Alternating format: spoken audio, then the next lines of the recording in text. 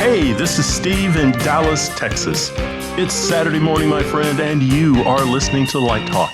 Well, good morning. This is Stan coming to you from Gainesville, and welcome to Light Talk. And this is Ellen coming to you from tropical St. Bart's, and I am happy to be with you for another interesting edition of Light Talk.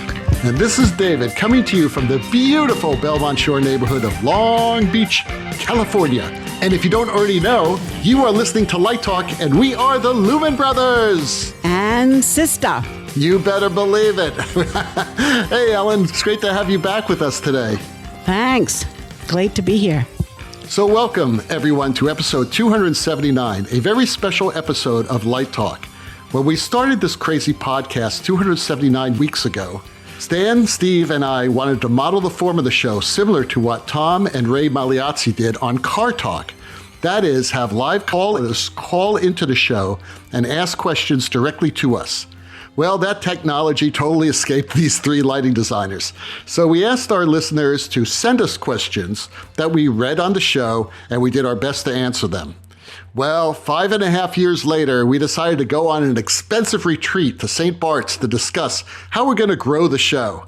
Although we were pretty big already with over 300,000 downloads in 53 countries, et cetera, we came up with this idea to welcome our listeners to our taping to ask us questions, cold questions, and see if they can indeed stump the chumps, which is really not too difficult, to tell you the truth. We basically did that on our live audience LDI shows without suffering too much embarrassment. So we decided to invite several of our longtime listeners to today's taping to see if this format is even worth pursuing. We will find out today.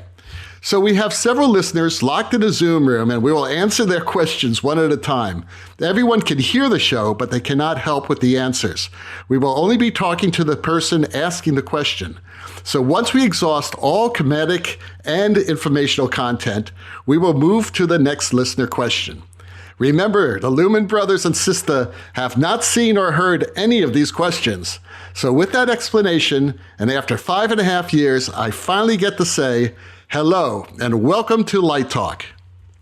Hi, this is Drew from Salt Lake City, Utah.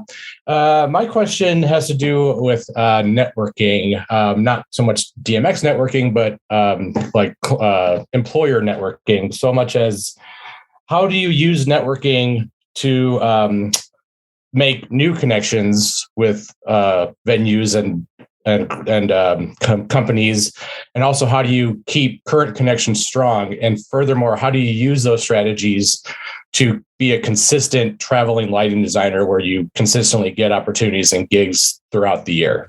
Well, I'll start. Networking is extremely important because we're in a people business, and the fact of the matter is that directors hire us. So it's very important that we network with directors, and we meet a lot of directors, and we impress directors so that they want to hire us again.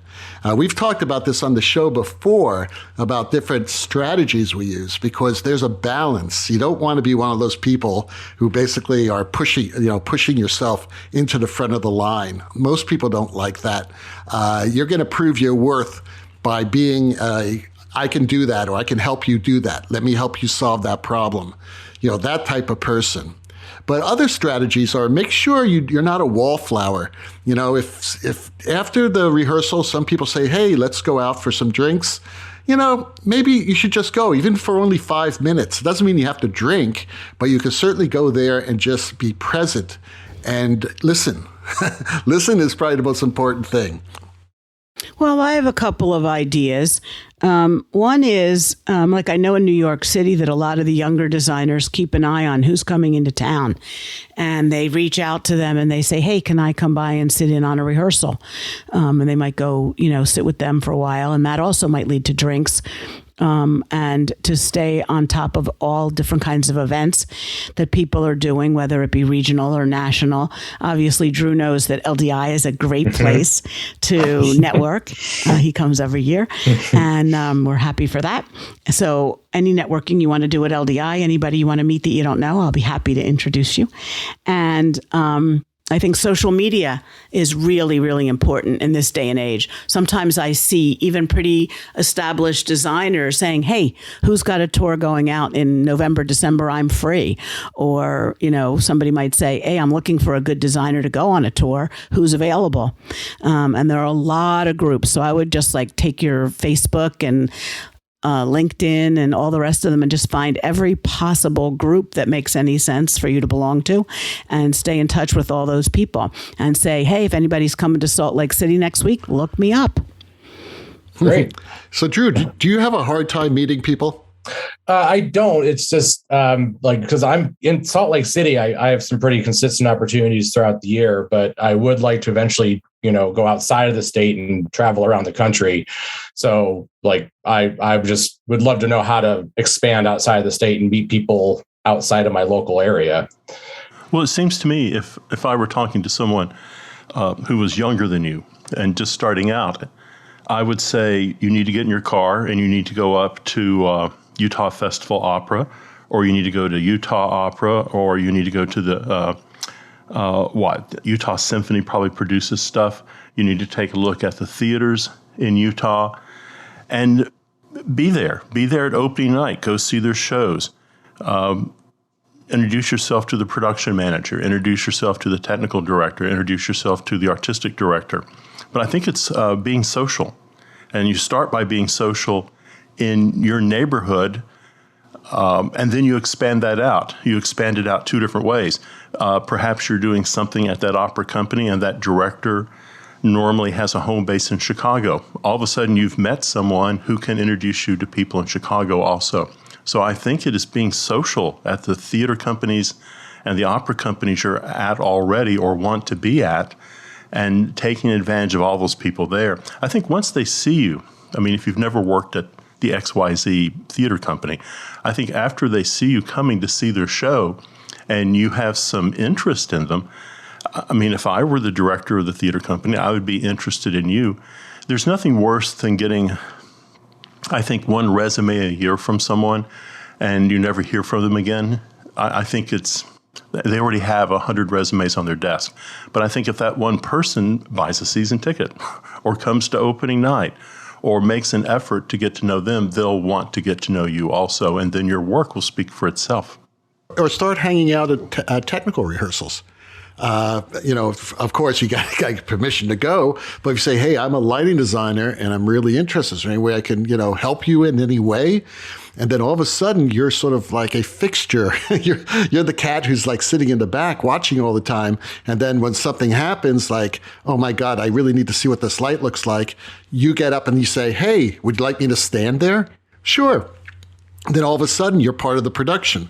These things are really important because people are attracted to people who want to help them. Okay. Maybe it's a selfish thing. I don't know. But that's the truth. It's a communal type of business. Our good friend Steve Shelley always says, Hank, find out what the local watering hole is. Always, yeah. what is the bar? If you're in New York or Chicago or LA, what is the bar that those designers, those cinematography, those film people, those exhibition people, those concert people go to and hang out and start to meet people? I also think self-promotion is a good idea, not shamelessly, but there are certain designers who get covered a lot on Live Design because they send us, either press releases or fabulous photographs or keep us posted with what they're doing. And we're not the only media outlet. So, if every time you do a show in Salt Lake City, you send us the info, we could maybe cover it. Okay. And other people could cover it as well. And post on Facebook, post on LinkedIn, post on USITT groups. Go to USITT, start the regional chapter, belong to the regional chapter. I think what Steve has said is right. Just be out there, be social, and just, be visible. Since Ellen said it, used this word, she said self-promotion. I have to confess that I've very recently been accused of being a self-promoter. And so, I self-promote. I would rather call it marketing to a point, because that is being social. That's getting out who you are, what you're doing. So you're self-promoting again. Right now, you're self-promoting again. Right here, you're self-promoting, That's right. Stan. I'm doing it right here on the show live for the entire globe. And I'll take whatever attention I can get. So yeah, first of all, Drew, have a website, because that's part of your social. And then get that out as broadly as Ellen said before. I love what Ellen said about, when I was in New York, it was like, come downtown and hang out with the designers, get yourself in the door. It's absolutely true. Social media, we didn't have that back then. How do I find out when the tech is? In 1980, that was hard. Now that's a little bit simpler, because communication is more fluid. But back to the self-promotion part. So my website tells me when somebody's on it. I get a notification. And yesterday, there's somebody from Wyoming. I don't know anybody in Wyoming. Liz Cheney. Yes, I'm all for Liz Cheney. But I never knew. I don't know anybody I don't even think I've ever driven through Wyoming. I used to live in Nebraska. Okay, so I'm like, this is interesting. Twice. So that was the day before yesterday. And yesterday, the phone rings. Now, and I'll get an email thing from a guy, guess where? Wyoming. Okay? It's a project at the University of Wyoming at Laramie. I'm like, wow. And so I call the guy back right away. I don't wait. I don't wait a day. I don't wait a minute. I pick up the phone, call the guy. We have this conversation about the project.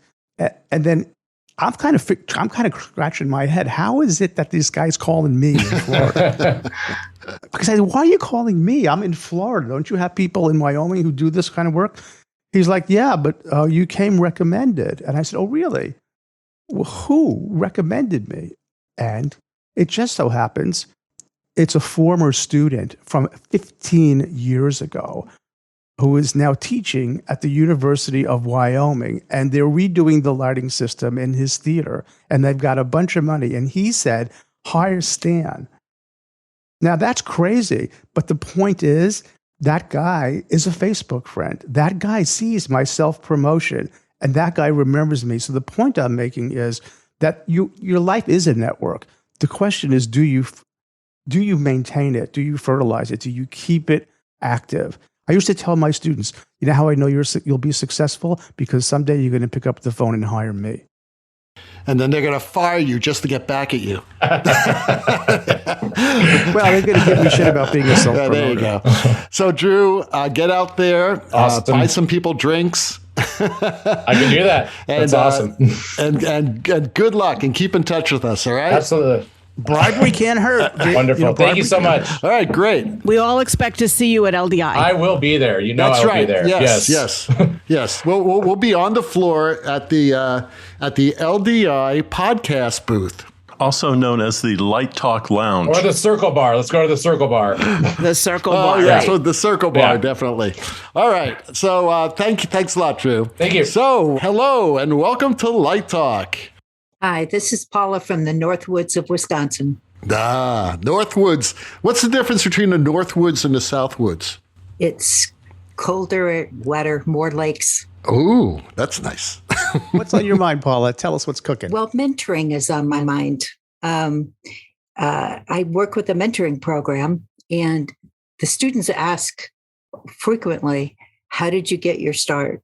What was not just like, what sparked you? Where was you finding the light? What is it that grabbed your idea that you wanted to do this for a living? I had to have money when I went to college, and so I had to work study, and my work study was in the scene shop. And I wasn't a theater major, but after a couple years, I just kept meeting these people who were really interesting and nice, and invited me into their tribe. And it was just a slow, connective path to get me to lighting. But it was absolutely the people and being part of the tribe. Yeah, I'm similar to Steve in a way, but almost in a darker way. I didn't want to go home.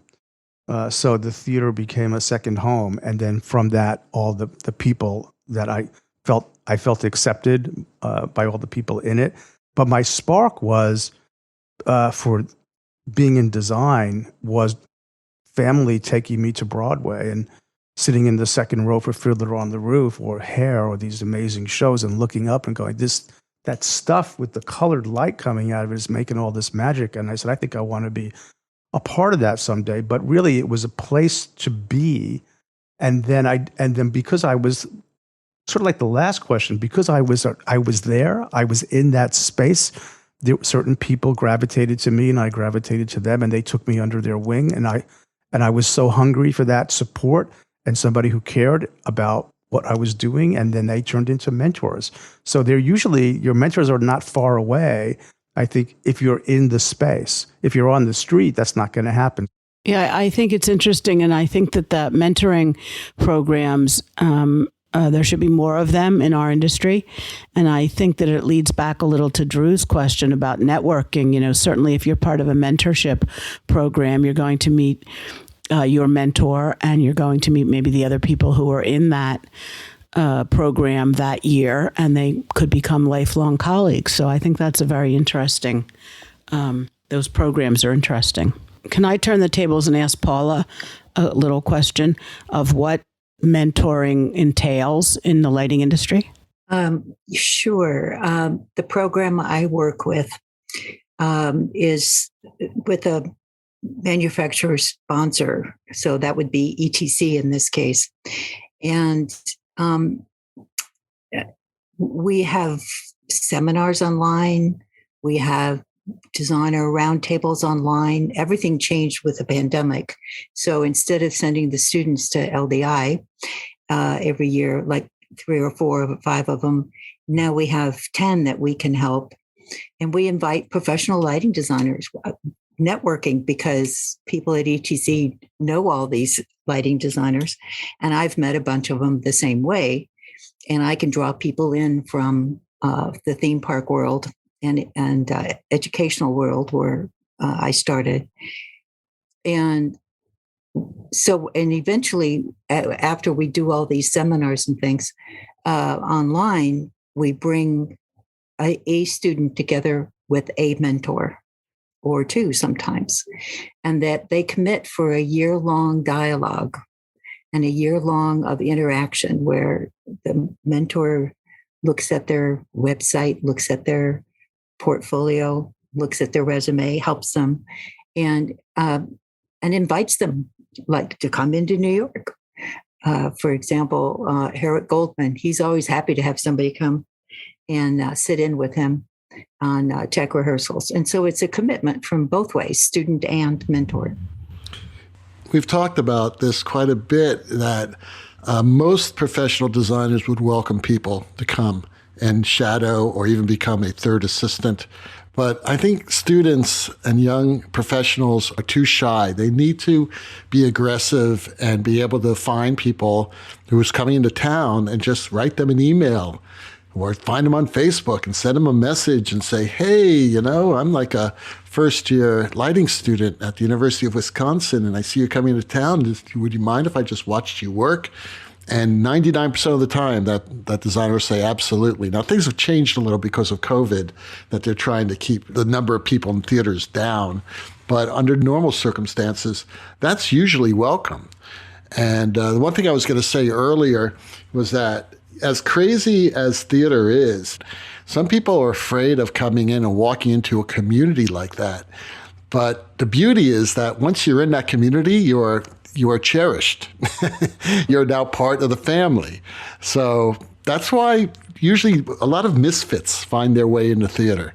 And I think I was one of those misfits, to tell you the truth, because I wanted to be a composer, but I couldn't get a scholarship. So I just figured I can compose in the theater, and it was fantastic.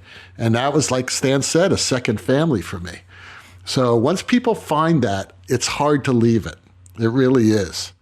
Hell, that's why I did Central City for 25 years or something like that, because I didn't want to leave the people that I love there, that I grew up with. But that's a great program, Paula. Do you want to tell us or tell our listeners a little bit about it if they want to apply for it? Do you have any information you can give them? Yes, absolutely. You can go to the ETC website, and there's a whole lot of information there about the program. And it's for seniors students who are going into their senior year and students who are in grad school. How far is it from Salt Lake City to the North Woods of Wisconsin? A long ways. I don't think Drew's a senior. Well, no, but dinner with Paul is worth a drive. Oh yeah, that's true.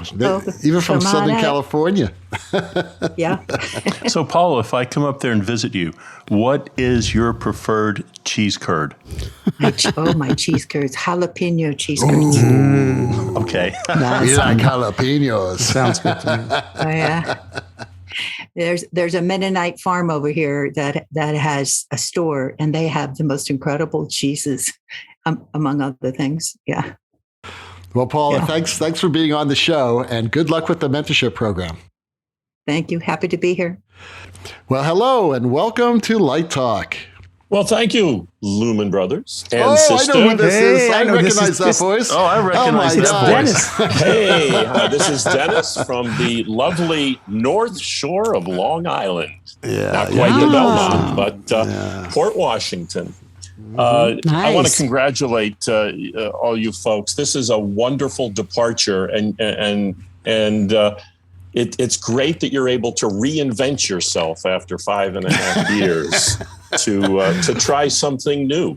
I mean, I had a great question that I have so many questions I could ask you guys. Yeah, you once said that you yell at your stereo when you listen to our show. What the hell are you talking about? I do. I don't have a life to the point that I actually go back and listen to old shows of yours. It's just, oh my God. The interview show with Bev Emmons was so wonderful the other day. And it caused me to go back and listen to some older interviews. And I went back and listened to the Don Holder interview, which was wonderful. Anyway, I digress. I was thinking a great question that I really want to know is whether I should use an Olivet instead of a Lico. But I figured, why go into that? No, I'm really, I had a couple of questions, but where this is going really interests me. And the question about networking that Drew had and PJ's discussion of mentoring, it really just turned me right around, because after all the years of doing this, and primarily my bread and butter, as you know, comes out of the broadcast industry. But for years and decades, I've tried to encourage people and grow people and mentor people. I remember the first week I started way too many years ago, and I was sent to observe and to work with and to assist a senior designer in television who had many awards on a soap opera. And I walked in and I said, "Good morning, Mr. So-and-so. My name is Dennis Size, and I'm here to help you however I can and to learn from you." And this gentleman, a big, burly, barrel-chested sort of guy, took the cigar out of his mouth, blew smoke in my face, and said, "Find a closet somewhere, get into it, and stay out of my way." And I thought, wow, welcome to TV. That's the difference. And then several years later, I remember when I won my first Emmy Award, and I came back to the show. I was on this show for a couple of years, and it was like Emmys are a Saturday or a Friday. Came back from LA, and at the end of that following week, I was fired from the show. And along with the scene designer and the executive producer, who was brand new, said, "The whole problem with this show is the look of the show. The scenery is terrible. The lighting is terrible. And we're going to make a complete change." Now, that's what producers do. They're hired to make changes. And the easiest change to make is to get rid of the scenery and the lighting and the costumes right away. It takes forever to change the script and the characters. But I thought, holy shit, I just won an award. The scene designer won an award. And how can he say it's the worst lighting and the worst scenery on television? What is the question? Here's the question. Well, clearly, you should have never come out. That's right. Oh my God. No. Dennis is not out of the closet yet. So Please put a rim shot. Please put a rim shot in there. No, what I'm seeing happen now, I'm seeing it more than I know how to solve. And as educators, I'm asking you guys this question. younger people that we hire and work with have a very difficult time adjusting to that kind of negative criticism, and I'm serious. And I've had younger people out of school. So wait, you're saying we need to give these youngsters more negative criticism when they're in school? We'll be fired if we do that. To get you them ready can't for say you. anything negative anymore. Well, I know, anymore, it's and that's against the law. You know, when I was going for my MFA, I interviewed at NYU, and I'm not going to say who was the chairman at the time, but after I presented my model and I was going into scenery at the time and my renderings and all this, he very plainly came right out and said, "It's unfortunate that you are totally unskilled, have no abilities and no talent, and there's no way that we would ever accept you into NYU." That's a private school. We can't do that. Maybe Steve can do that. You can't do that anywhere. I just want to say we give them, they do get portfolio reviews and they get constructive criticism. But you're talking about a cultural dynamic, Dennis, that you're saying. It's a dynamic that's certainly changed. I mean, I went from there to Yale and I sat down in a room with Ming, who all of a sudden brought out models of his and said, "Let me show you what as a matter of fact, I had done a production of Oedipus and I was traveling around with the model. He said, Here's the model for Oedipus Rex that I did." And we had a discussion about the show. And I thought, wow, this is so totally different than what I went through at NYU. And similarly at other schools. But the point of fact is, I've had young designers in the last year or so actually break down crying from what they perceive as negative criticism. And I know that the times have changed and we have to worry about toxicity and all that. But the question is, how can we train our younger designers to leave their ego at the door? They need to grow thicker bark on their trunks to accept what's coming at them. And I used to teach years ago, and I certainly admire the fact that you guys are still doing this. But how, as teachers, as educators? Okay, so I'm just how do you do it? I'm just going to crystallize the question for all of us. How do we teach young people to leave their ego at the door? It's a good question. Go. I don't think it's ego. I think it is just the evolution of education. And I think it starts in kindergarten. And it is a way to give positive reinforcement. And you keep giving that positive reinforcement through their entire life. I mean, the problem is, that's not really a problem. They've never heard a negative comment. They have always heard, "You are special, you are good, your work is worthy."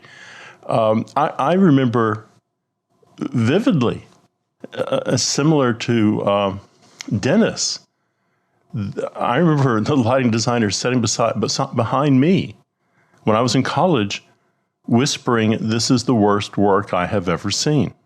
This is an embarrassment." Now, by the same token, that designer would defend me with the other faculty, but he was harsh. And for me, I guess I learned a couple things. I learned that this is not an industry for the thin-skinned people, and it's certainly not an industry for thin-skinned when you're working in vast sums of money. And it's very different when you're working on those scales as opposed down to the community theater, where people are there because they like each other, love each other, and love the work. Once you kind of move into that rarefied air of expensive shows, I remember vividly as an adult on a rock and roll tour, the agent walking up to me and giving me a business card. And on the back of it was a dollar sign with a dollar sign. And he said, "Don't forget to light the talent." They're not here to see a silhouette. They're not here to see fog. Light the talent. And he wasn't being mean. He was just being, "You got a job to do. You need to do it.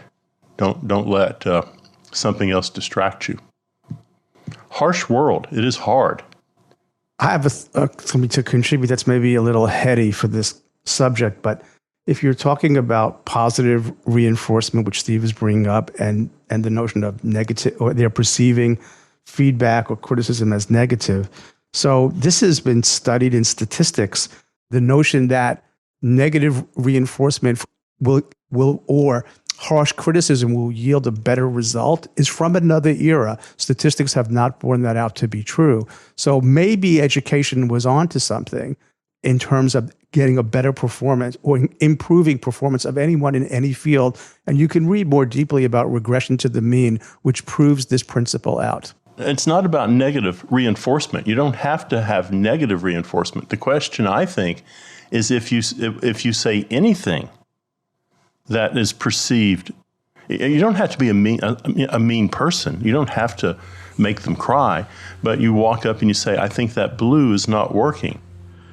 And all of a sudden there is this kind of trauma that happens. What do you mean? What do you mean? Right. It's my choice. It's my opinion. It can't be wrong. Well, that maybe is ego. I don't know if it's ego. I think it's innocence. Back when we were doing this a long time ago, our mentors were not that subtle.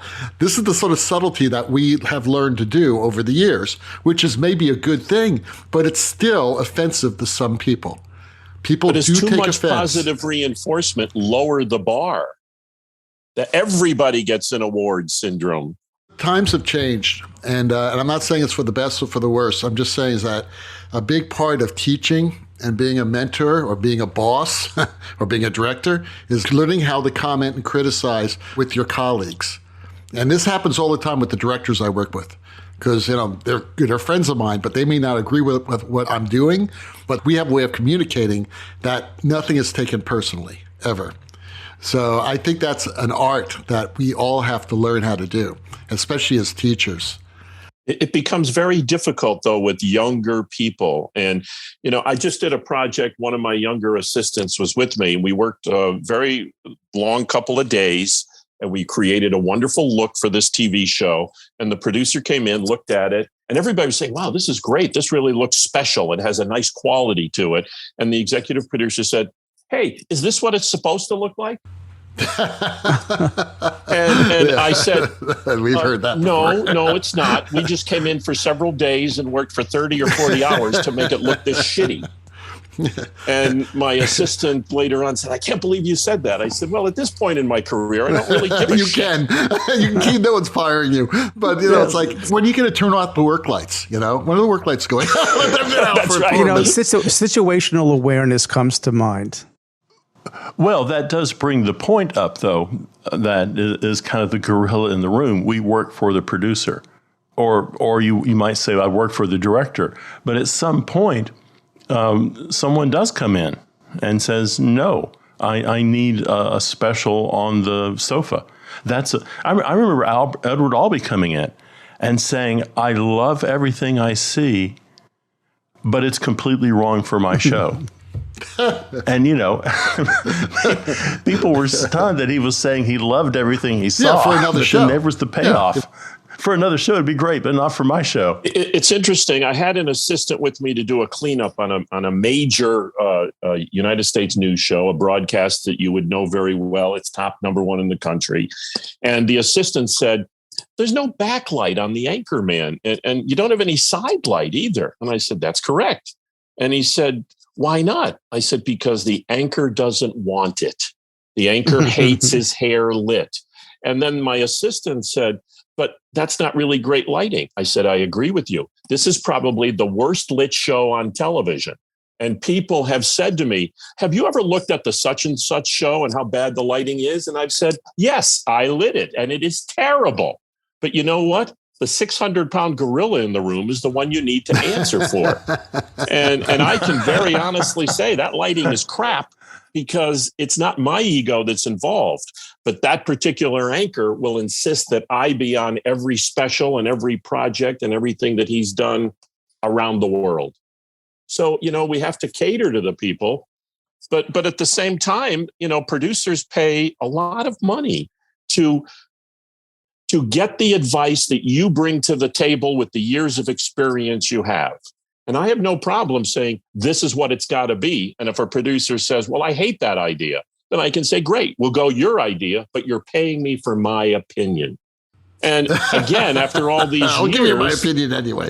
I don't have the ego, but I see the younger people and they really get very upset. And I'm trying to figure out ways to get them to accept the way our work gets looked at. Because let's face it, it's all very quantitative and artistic. What we do, you cannot touch. It's an ephemeral art. I feel you need to be defended for a second here. Yes, it may be the worst lighting in television, but you're allowing that talent to do the best possible job he or she can do because he or she is comfortable. Bingo. I think you nailed it. And I think that's what needs to be imparted to students. Yeah. And it also comes down to maturity. It really does. I mean, the longer you live, the more you realize, it really isn't that important that this person said that. I'm just going to do this and try to please that person and please myself at the same time. It's a much more mature way of looking at it. And it has to do with age, I'm afraid, and experience. Well, I think in defense of the student, we do not ask the scenic designer or the costume designer to walk into the theater and be publicly exposed as they create their world. Good point, Steve. Definitely. Good point. Yeah. And the lighting designer is always the last one in and the guy who's expected to save the day. Yep, that's right. Or a gal. Usually the women do a much better job than we do, so they're the ones saving the day. So anyway, listen, we could talk about this all day long, and we're going to have you back as a guest, all right, Dennis? I mean, we kind of promised that the last time. Well, hello, and welcome to Light Talk. Hey, everybody. It's Jay calling from beautiful, almost stormy Baltimore, Maryland. Ooh, Baltimore, Hey, Jay. where they have the crabs. Didn't we talk about crabs once before? Good crabs. I'll tell you what, if you come to Baltimore, the crabs are on me. All right, we're there. We'll be there this weekend. You always Are you coming to Vegas? Are you coming to LDI? Actually, you know what? I'm tired of my university scheduling tech on the same weekend. Oh, They do tend to do that, don't they? blasphemy. And I argued, but I did not win. So You should have Ellen send you a note. That's right. Ellen could send you a note. Ellen, can you do that? Send me a note. Yes, absolutely. Please change that tech immediately. Absolutely. No tech weekend. I do hope to send a couple of students and I'll have them look for you. So that's what I'll be doing. So speaking of education, I'll probably retire within 3 to 4 years is my goal. And so close to a 40-year career in this business. Wow, congratulations. Yeah, it's been fun. And the line that I hear so often, and I hope you all take this with some fun in your answers. The line I hear so often is, if there's anything else you could do with your life, go do that. And I'm going to tell you, I've never said that to a student in my life. And every time I do, it bothers me because I don't know if I would want to hear that when I'm pursuing something that I believe in, I'm going to love and I want to do with my life. So here's my question to you, to the hosts of this podcast. What is it that you would have been doing if you took that advice? Wow, that's personal. I was going to say that's a funny line because I always thought people, that was like more of a warning, not a, you're not going to be good at this, but there's like no Right, money here. right. So, That's how I was taking. you should really be doing something else with your life because you're going to starve to death trying to do this. Yeah, eventually you may give it up. Yeah, or have to. But are you asking what choices we would have made differently, chosen a different profession if we had? If is that the question? Well, Steve mentioned before, he kind of hinted at what he was doing in college before he discovered it. Would that be an alternate career? Sure, I'd be a millionaire. That's a good answer. No, I was studying literature. I thought literature was it. And then, I considered for the longest time going to law school. So, I had other interests. But I think literature kept bringing me back because I just love to read. Yeah. So for me, I had a lot of interest. But I think ultimately the theater thing was, it was sort of like church. It was the community of a church, of a group of people, almost like the military. Like, I've never served in the military, but I think it's kind of similar. There's a mission that everybody works together as a team to get done. And for me, it had both a technical achievement and an artistic result that touched the soul. And that was it was sort of a religious experience in a way. And it had a commercial aspect to it as well. But I think if I had not ended up there, I would have been a fine artist of some kind, or I would have been somebody who maybe managed fine art for others and was a broker somehow, like an art broker or a banker or something in the financial fields as well. But that's how it landed for me. Stan, just remember that you are my oldest friend in the world. And I saw many of those walls that you painted with painstakingly measuring masking tape and making lines from the 1970s. Yeah. Some form of expression was always important to me, but I was also needed to make a buck somehow too. I did everything from change oil and drive trucks. I mean, did so many different things because I, was trying to find it. And I think theater just let me not go home. Like I said, it let me escape, but it also drew me in. The spiritualness of it, that all human beings found their sense of their selves and their souls in the theater, that was sort of really beautiful.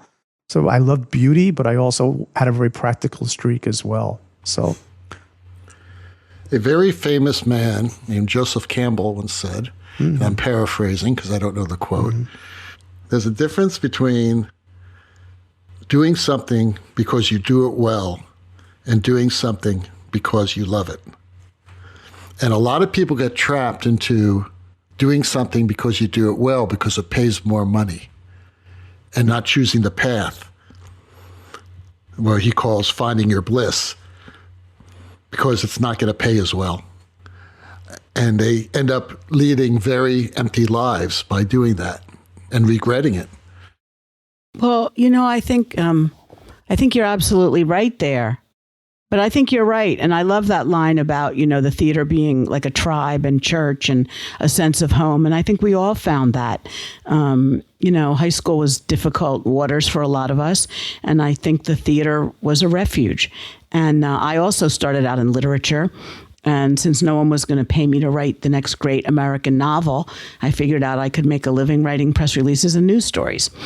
And the LDI stuff came later. But I also think, most people in the theater don't live a 9-to-5 life. I would never know what to do with that sort of a schedule. Can I throw one last thing in there? Because when I really think about it, I probably I ended up being what I didn't think I was going to be, which is a rabbi. And the actual translation of rabbi is teacher. And so I actually think I did find my calling. It's a great question. It really is. And I think that we think about that a lot, or maybe we don't. Maybe we're delusional because, we're successful in one area of our lives and we don't want to think back of what if I made that left turn instead of that right turn? I don't know. No regrets. That's all I could say.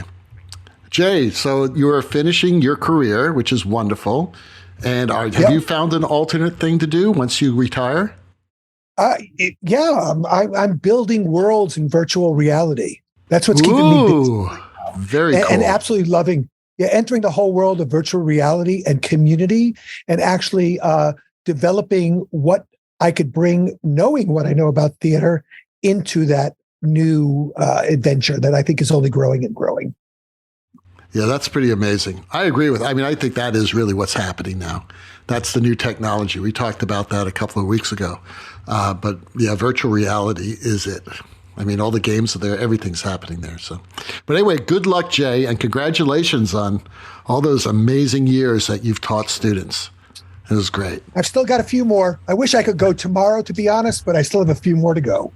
Yeah, I know. Mazel tov. We're all, Stan and me and Steve, we're all like pretty much at the same place.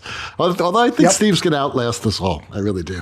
He's been very quiet about I've got my 401 has to come back. I've got to get past this. Me too. Got it. Understand that. Yep.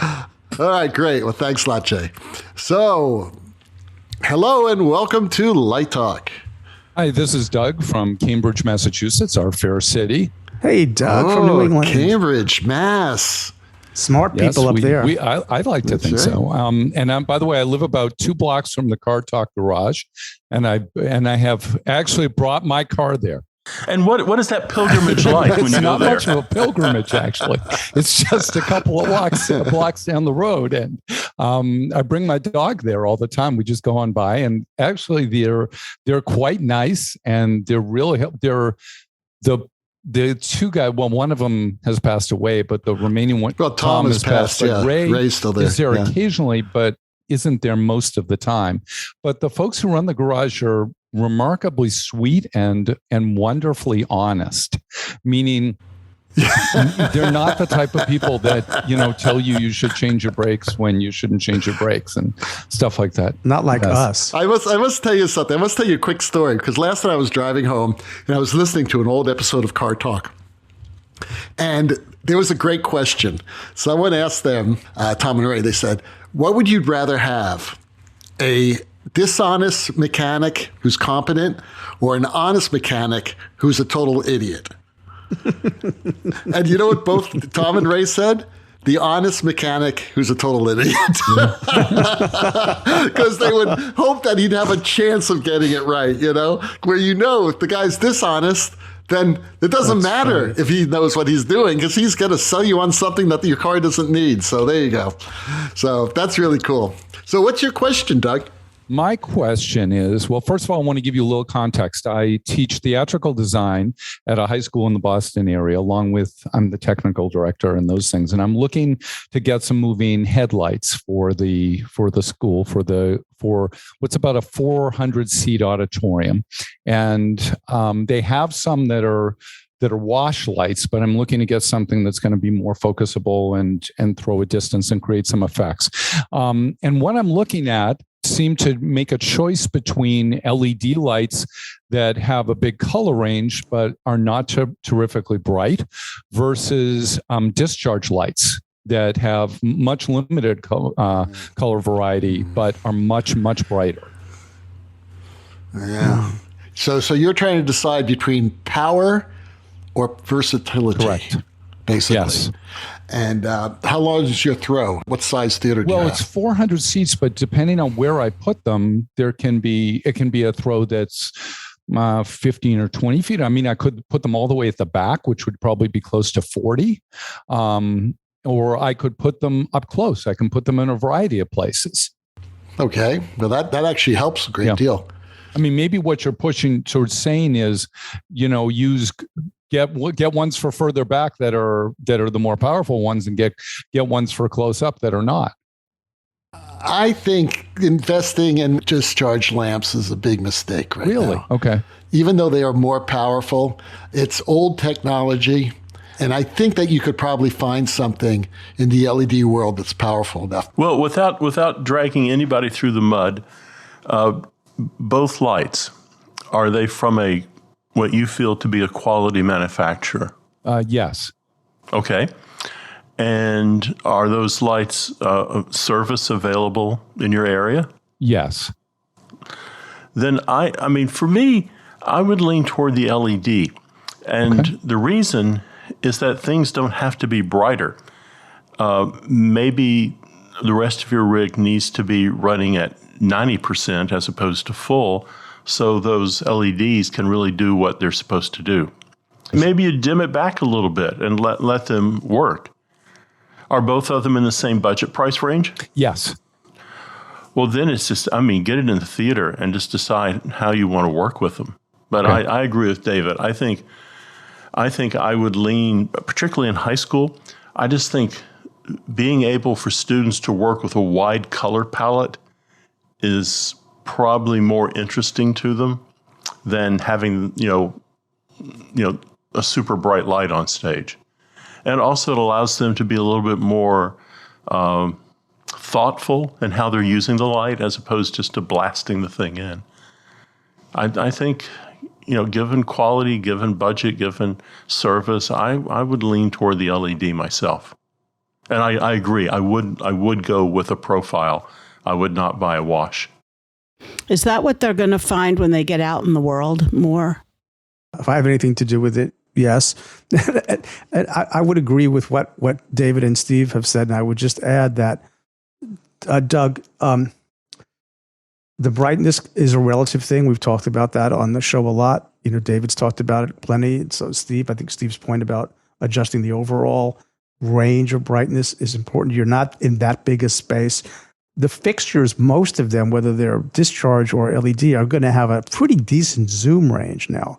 So when you need the light to be brighter from a further distance, make it tighter. And when you need it to be a wider, you bring it closer, right? And not lose the brightness. So those things are a sliding scale, right? When you put them up, are they going to be permanently mounted, or can they change position for No, we can move them. Yeah, then I think you get something between a 15 degree or a 12 degree to a 55 degree fixture in an LED, a decent LED from a good manufacturer. We're not going to go into talking about who or what. I think that's a better decision long term, and for all the reasons that have already been mentioned. I think the lumens are in alignment here on this question. I think the other thing to consider, if you haven't done it already, is which one of the lights produces the least amount of noise, fan noise. Right. So if you got that fan noise out in the auditorium, that's pretty distracting. But if one of them is more quiet or has multiple fan profiles, that can work to your advantage, I think. Yeah, and it's a very live space from an audio point of view. So I think that's a very, very important point. Yeah, you can't have noise. You can't have a lot of noise. The silence is important. Yeah, exactly.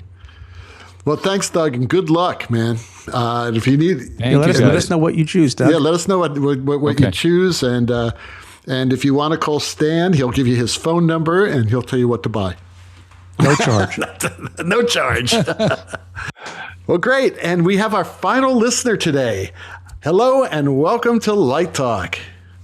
Hello, this is Campbell, and I'm calling from Portland, Oregon. Portland, great. Yeah. Well, welcome to the show, Campbell. Is it cooled off up there? Absolutely not. It is burning. It is. It's cooler here in Florida than it is in Portland. Have you started working on your Christmas spectacular yet? No, not yet. I have not. Okay, I just want to be on that list when you send that YouTube video yes, out. We'll post it on the Light Talk Facebook page. I think that's beautiful. Campbell, by the way, we all know Campbell. We've known him for years. And he's probably, and I hate to embarrass you, Campbell, but our youngest listener and probably more advanced than most of us. You could probably teach more about automated lighting than Stan, Steve, and me combined. Which brings us to the question. What is your question today? So my question is that I'm kind of having issue with our rep plot at school, where we have about, 15 lights that I'm able to allocate to front light. And they're currently just straight on towards the stage. They aren't as angled or anything. And I'm thinking about trying to angle them. And I'm wondering if that is a bad idea if I'm not able to do them in pairs. Good question. I love specific questions like that. This is all front light, Campbell. Yes. Interesting. That's the whole. Is that the whole rep plot or just the front lights? No. It's only the front light. Okay. I could allocate a couple more. I mean, I could allocate a couple more, but yeah, that is basically. Are these LED lights or are they just regular conventional lights? Okay. So then you have to consider color. Okay. Well, that's the other thing. Yeah. Yeah. Well, one of the things that we've talked about a lot on the show, especially with front light, is that you want to have a little bit of variety of color depending on what costumes are showing up on stage from scene to scene. You've heard me talk about red palettes and green palettes a lot. One of the things that I do is I do them in pairs. I usually come straight in and I have two colors. And so that I'm able to mix those two colors additively to create the color I want to hit the skin tones and the costumes. And that's the only reason why I use front light, to tell you the truth. So coming in on an angle really means nothing to me, because usually I have box booms that are doing angled washes from the side, from the front and the side. So I just come straight in normally. And again, I have those two colors, so I can mix the color. Well, I think if you've never done it, there's nothing wrong with experimentation. It sounds like you've gone to the county library and you're on page 62 of Stanley McCandless's A Method of Lighting the Stage.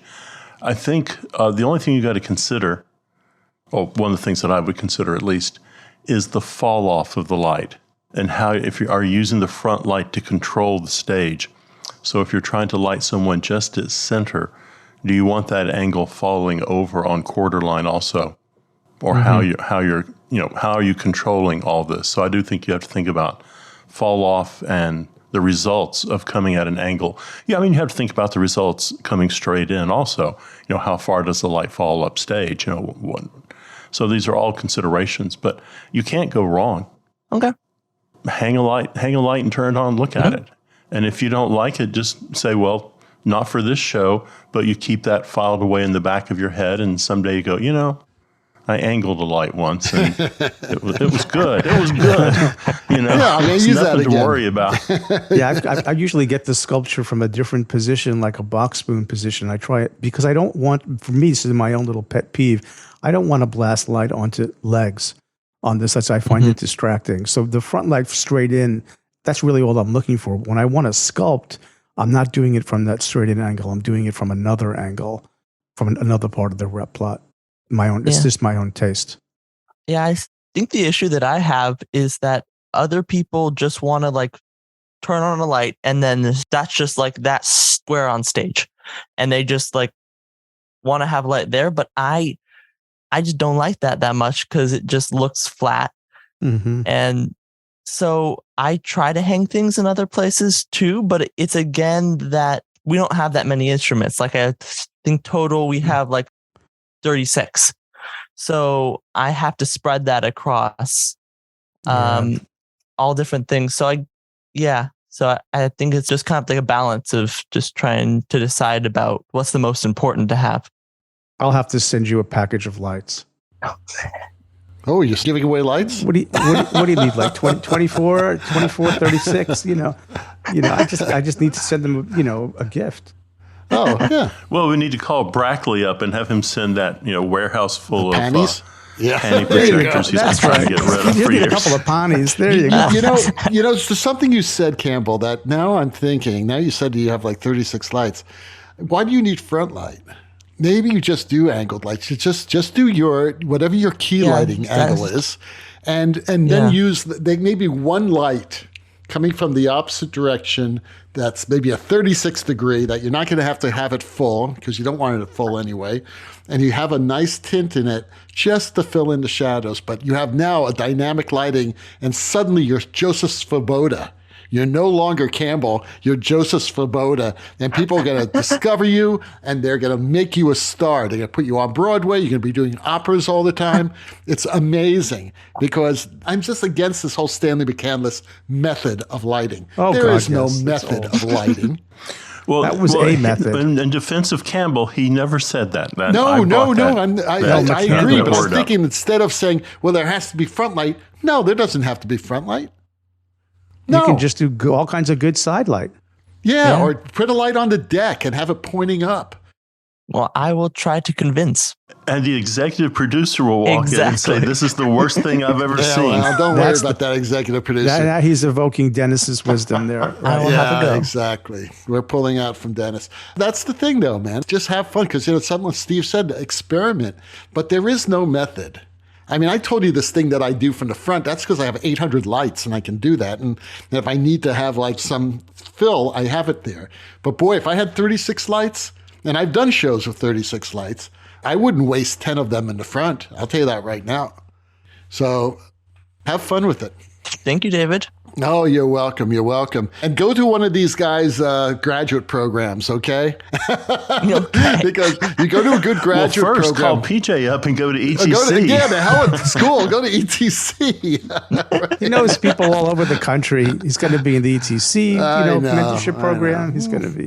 Yeah. He's figured out networking. He's got networking figured out. I'm going to bring Campbell to California. That's the bottom line. I'm sorry, guys, but he's coming to California.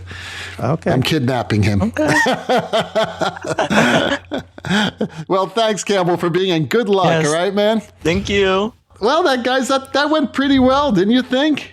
We'll find out when you could put it in the can. Absolutely. It was great. I mean, that was fun. That was a lot of fun. Well, the rocking sounds of the Luminoids tells us that once again, you spent another morning listening to Light Talk. You can hear our show on Spotify, iTunes, Google, YouTube, livedesignonline.com, Amazon Prime Music, and just about every podcast site out there. Check out our website on lighttalk.org and be sure to follow us on Facebook and subscribe to our podcast. That way you will not miss a second of Light Talk Insanity.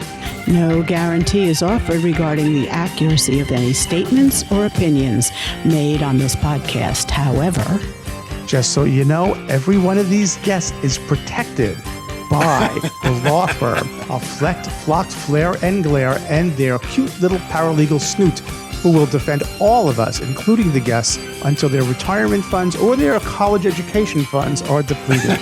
Light Talk is written and produced by the Lumen Brothers, coming to you from Long Beach, Hurricane Alley, Gainesville, and the Lone Star State. And if you want to have the opportunity to be on Light Talk and ask us questions personally, just like our guest did today, then email Stan K, that's Kaye at iCloud.com.